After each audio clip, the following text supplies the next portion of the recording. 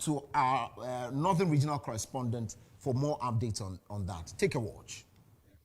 Yes.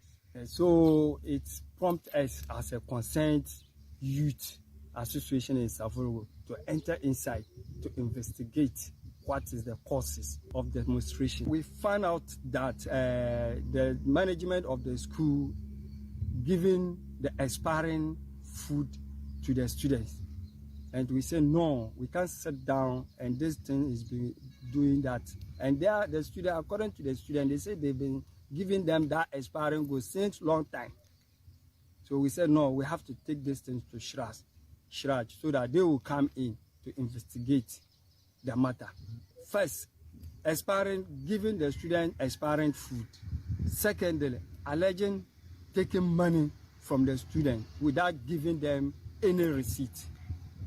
And current, as I'm talking with you now, the school are taking 1,100,000 Ghana cedis before giving them admission, and they are taking another big paint, the big gallon paint, before giving them the admission.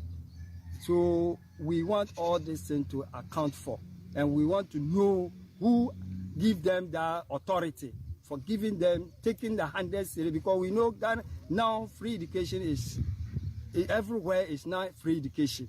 So government. All right, so that's the concerned youth of Savelugu. There are a lot of questions that begs answers. All right, so our Northern Regional correspondent is via Zoom, Baba Kamil. We're going to, because one of the questions I want to ask, whether they can prove that the foods that were being fed or the students were feeding on, whether it was actually of an expired date or whatever. Then, of course, we will also speak to Mr. Divine Kpe, who is on the line currently. He's a research fellow with Africa Education Watch. Good morning, Mr. Kpe, and thanks for joining us. Thanks for having me. Good morning. Right. Do you have details of this? Well, the story of the riots happened in February. Yes. We understand what triggered that was students believed that they were being fed with expired food. Mm-hmm. And since then, we've not heard anything until this morning when your colleague shared a story with me that some of the students have been suspended. Okay. And some also have been deported following an investigation into the riots. Okay. So hold your thoughts there. Let me speak to Baba Kamil. Let me see if I can connect with him and get some details of that. Baba, can you hear me? Yes, I can hear you. Very well. Share the details with me. I mean, it started off from February, we understand. What exactly did the students do? Were there any vandalization of school property? And why were they suspended and some also deboardinized? Okay, so like you indicated, that particular riot started, on 20th February, one Sunday, and the students were actually alleging that the authorities of the school are consistently serving them with expired food. So that actually prompted the riots.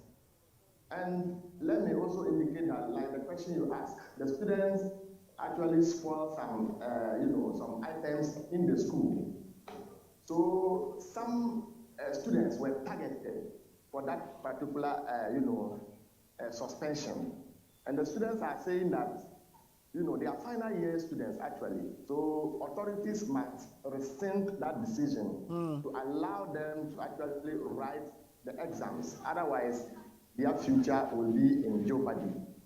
So let me also indicate that the petitioners have actually petitioned Shraj to commission an independent inquiry into the allegations that the students are being consumed, expired foodstuffs.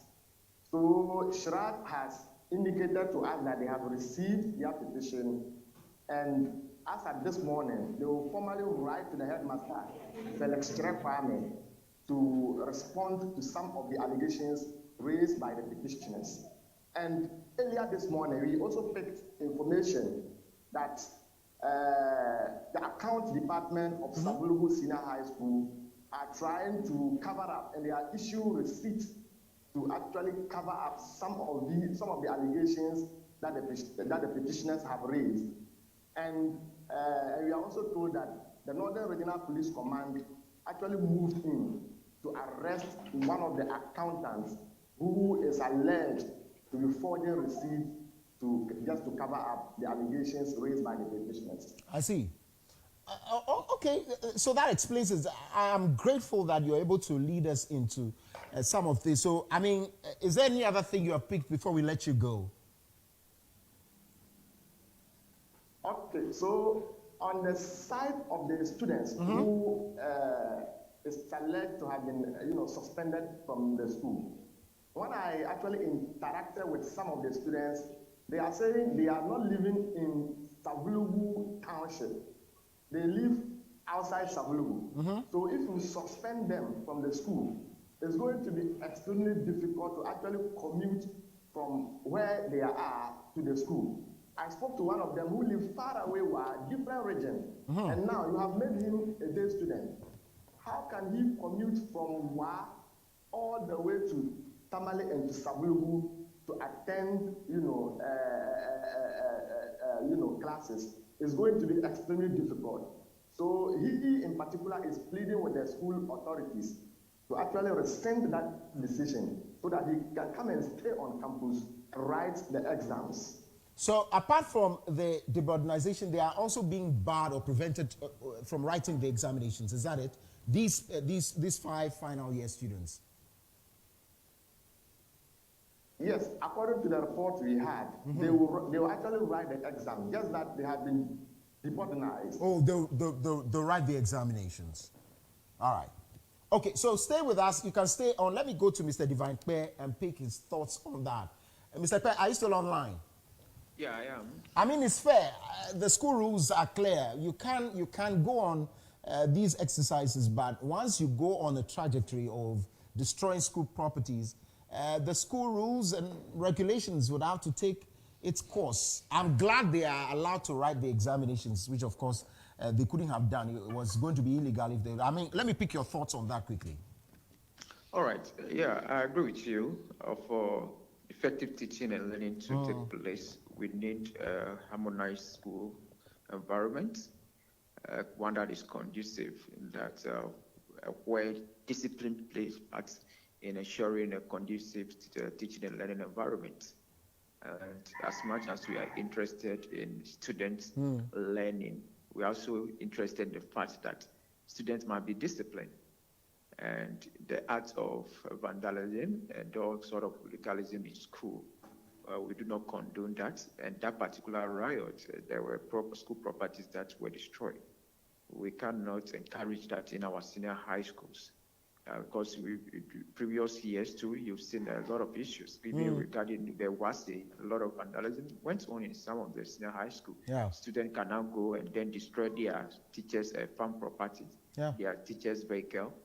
We believe that the indiscipline in our senior high school is becoming too much. And where students are found culpable after investigation and school rules that are well stipulated are meted out to them, I think they must be carried out to the letter. So in this particular case, we are okay with the decision of the school as much as to ensure full compliance to school regulation in order to create a disciplined school environment for academic work. So that is okay. That's after the investigation. Once the writing has been done, the investigation has been transparent and fair. If that has been done, and then those students, the 10 of them are found culpable, we don't have any issue with that.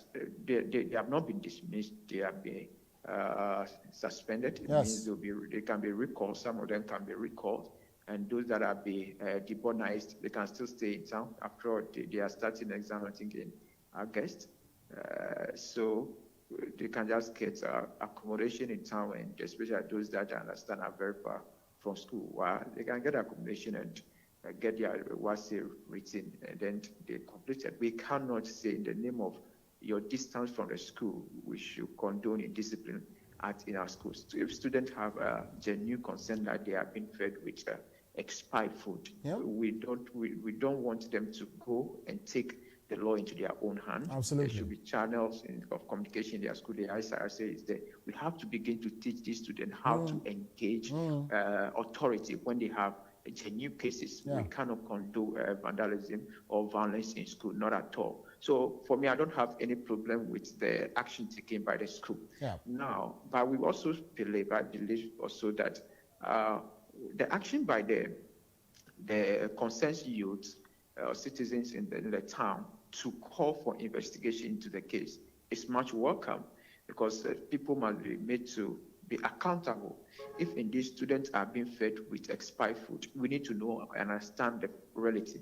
If there are stories of financial malfeasance that have been alleged, then there's a need for that also to be investigated. Right. So I'm happy that the youth are interested in what is going on in their school, not only because some students have been suspended or deported, but they also want the fact of or the reality once it comes to the kind of food students are being fed with, an issue regarding school financial management. They're also interested in that. That's the only way we can show accountability in our public space. If the citizens or stakeholders are interested in what goes on there, it will help. So I'm glad that they are also interested in the other aspect, that time must be investigated. What to get a student to go on rioting, that must be investigated, which is the alleged expired food that they are being fed with. We need to understand if that's the reality, then somebody must be held responsible for that. And indeed, if there are financial irregularities that are going on in the school, somebody must be held responsible for that as well. We're most grateful for your time, and that's Mr. Divine Kpe, is a research fellow with the Africa Education Watch. Truly grateful for your time. Let's quickly